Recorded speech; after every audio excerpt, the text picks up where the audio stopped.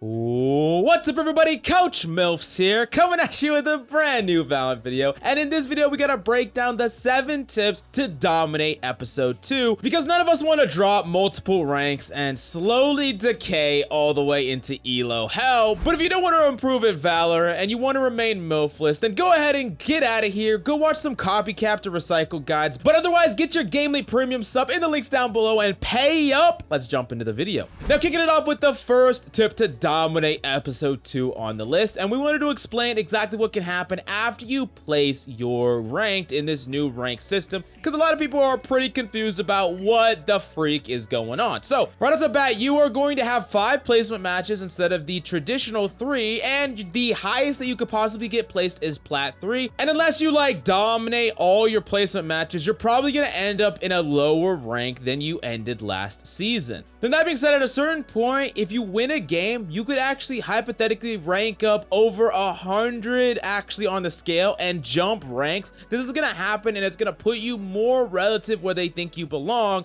rather than where you were initially. And this is only gonna happen once, most likely, but it could happen to you after you get that initial win, after you get placed. Now, one of the most important things that you need to understand about this new rank system is if you are not at 0 rank, you will not D-rank. And that means that if you have even a little bit, like 2 or 3 actual score past that 0, you could hypothetically lose a game, only go down 2 or 3, and then you have to lose another game to actually D-rank. And the reason that this matters is you got to think about the numbers game. Essentially, what you have to do is fight for every single round, because maybe you're gonna go up 25 and then you're gonna go down like 23, and over the course of enough games, you're gonna end up in scenarios where you have wiggle room where really you should have D-ranked because you only had like 6 above the actual 0 marker, but instead you only went down to 0 and didn't go any lower. So in reality, you actually benefited all that excess in that scoring system because you never bled downwards past 0 because you never reached it yet. Now we're going to the next big tip to dominate episode 2, and it's footsteps are no longer a reliable source of information. Never before have we had a character that plays off the sound of footsteps, and with a lot of players trying out Yoru and playing him in a whole bunch of different games, you can no longer trust footsteps to be a definitive place where enemies are, and that's just something to always keep in the back of your mind. Yes, take in every bit of information you possibly can, but don't make a play that 100% relies on that information to be 100% true, because you might get caught out and end up getting killed because you're basically like full swinging or trying to make a play off of the footsteps you hear, and that was actually you're just using his walk ability. Now, the next thing that you need to understand in this regard is anti-flank turrets are also unreliable now. Specifically, Killjoy's turret and alarm bot might be going off due to the walks, so that's something that you really need to keep in mind. And of course, other things like a person walking through a cipher cage might not be a real person. These are all just things that you should keep in the back of your mind. Now I'm gonna go to the next big tip to dominate episode 2, and it's pretty simple. Communication needs to be better, and a lot of players that are in some of the lower ranks and even all the way up to the higher rank, the communication is all over the place, which is absolutely unacceptable in attack-based shooters. So here's the first thing. You need to automatically be pinging things without being asked. If you are dead and you know where enemies are,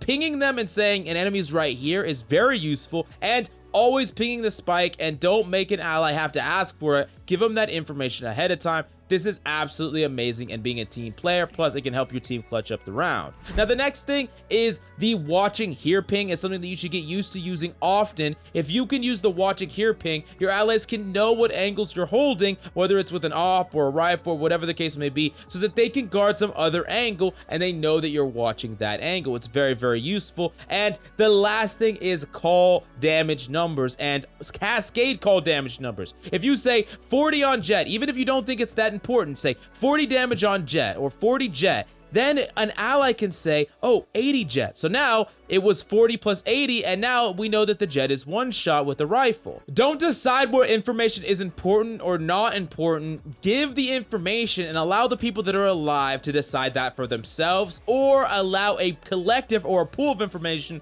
to be given to the people that are alive so that they can better decide what situation is happening, like specifically what abilities are used, if they have ultimate, and of course how much damage you did, even if it's a menial amount of damage. Then we'll go to the next big tip that is going to help you dominate episode 2. And this is something that a lot of players are doing wrong. And this is the #1 thing that people really need to learn right away. And it's how to safely exit out of default. How many times have you and your team played default? You spammed, you put some value in, you like fired a little bit, and the enemies use smokes, they use abilities, and you're like, okay, we need to rotate off. And as you're rotating off, like 2 or 3 people die, or people don't leave right away and they die, or whatever happens. Here's how you actually rotate off. You do not whip out your knife and just turn. You actually hold the angles as you're rotating off and make sure that you keep holding those angles until you leave their LOS. You also don't leave your allies behind, and you wait for everyone to leave at the exact same time, and make sure that you are all safe or at least ready to refrag each other. Far too many times players make the right call, the rotation call, but because of poor execution during the rotation, they actually get caught out. They end up losing multiple members, and yeah, they rotate away, but because they're down multiple members, it's still impossible for them to win. And this is really important for you to understand.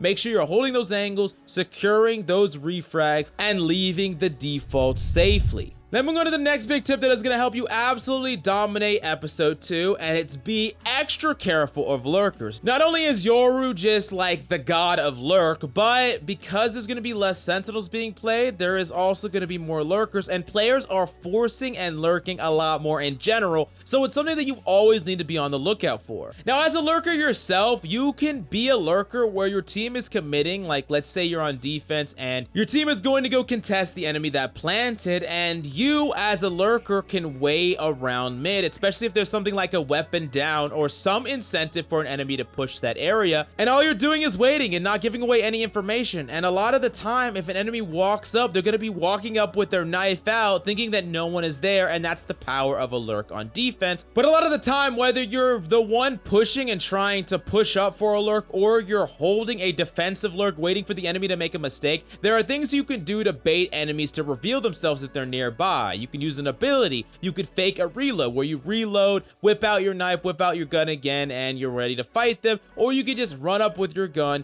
but you only run like 5 feet and then you stand still so that enemies are incentivized to peek. These are all ways that you can intentionally get that lurker out. Now, one of the best ways to get that lurker out is have one of your allies leave, but they're not quiet about it. They leave, they walk, they make all the noise possible, and the enemy might assume, hey, they rotated off, and they're gonna push up and peek and try to get that lurker flank on, and you're just waiting there to catch them off guard, and the opportunity cost is pretty low. Now, I know what you might be saying. Okay, you said be careful of lurkers, but you're telling me how to lurk. Well, the best way to make sure that you're not getting caught off by lurkers is put yourself in the mind of a lurker. Like, what would you do, or what could you hypothetically be doing in this situation? And make sure that you're rotating away some of these angles safely so that you never give these rat lurkers a free pick on you, or even worse, a free weapon when they're on like an eco or save round. Now, moving on to tip number 6 that is going to help you absolutely dominate episode 2, and it's spray often through smokes. There is more and more smoke pushing going on in Valorant, and it's absolutely unacceptable. How many times have you tried to push through a smoke and just gotten headshotted? How many times have you tried to push through smoke but just got absolutely shut down? Well, that's the difference. The difference is consistent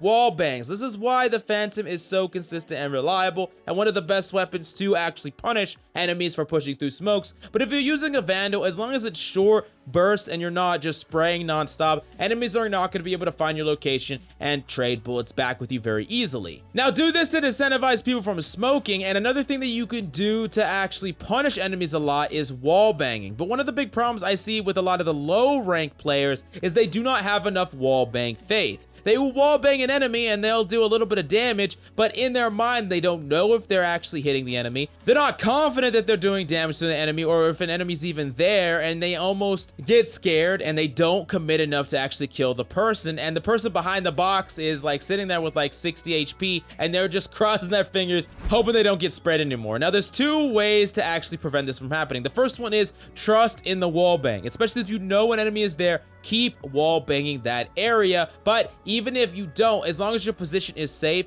try to full commit to a spray wall bang if you have a good idea that an enemy is there, or if you just want to clear that spot. Now, the second thing is wall bang head level. First head level if they're standing, then maybe if you wanted to try again, head level where they're crouching, so that you're guaranteed to actually kill them with a small amount of spray and still aim just like you would be aiming if there's a person behind that area. These are all things that are going to get you more consistent wallbang kills. Now, the next thing that you could be doing a lot, whether it's wallbanging or just swinging an angle, is if there's an angle or some angle that an enemy could hold, like along the backside or along some natural cover, you can go on the map, literally ping it, and swing it and say, let's wall bang or let's shoot that together as a team. You can line up wall bangs together. You know exactly where to swing and aim at, pre-aim for your crosshair placement. There's a lot of different ways you can use your ping plus team play to actually set up unfair wall bangs or unfair swings, and I would highly suggest you do so. Then we're going to the last, but certainly not least thing that you need to be doing this episode to make sure that you are popping off, and it's revisit your gunplay. A lot of players think that their gunplay is good enough, and it is most likely not. I do not care what rank you are in. There's a lot of players that have some fundamental gunplay issues that basically never fix them, but they can kind of squeeze their way on by. For instance, you can get away with a lot of things even up to some of the mid and higher ranks. Things like pressing shift instead of actually counter strafing to be semi-accurate, or making it so every time you see an enemy, you're crouch spraying and you're using a phantom and just trying to control your spray. Now, these are going to work to an extent, and you're not really going to slow down as far as climbing the ladder while doing these things until a certain point where now you have to unlearn all these bad habits, and it's going to be very, very difficult. One thing that I would highly suggest you do when you're playing free-for-all is turn on your movement plus your recoil and accuracy for one of your crosshairs, just a dot, plus the inner line dots around it, so that you can see when you are perfectly being accurate, whether you're counter strafing or anything like that, and making sure that your aim is on point. And then you, of course, you could turn it off when you're actually playing games, just for practice. Now, you also want to make sure that you're focusing heavily on taps and bursts and not spraying more than like